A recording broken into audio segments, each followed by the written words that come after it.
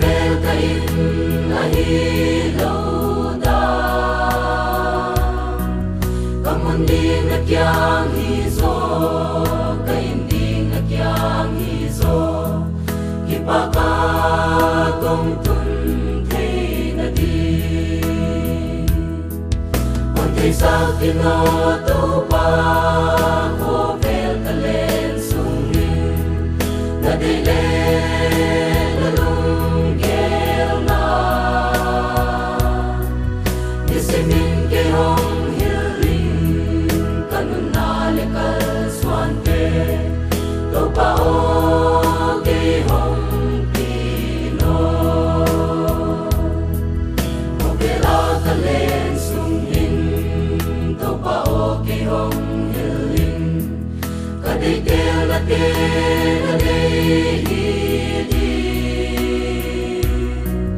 Napay na kapay tiya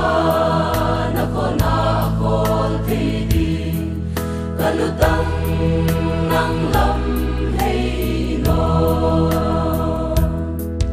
Mante sa kinatupa ko vel kalen sungin na dile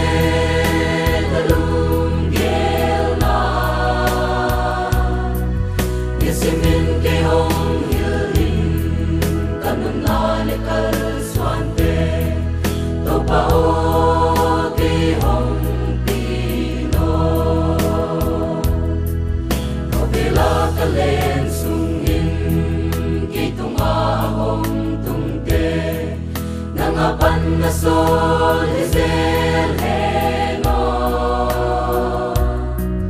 Nom na te katwa ni da na te katwa ni kahitoy ng hon sol ni he Pante sa kinoto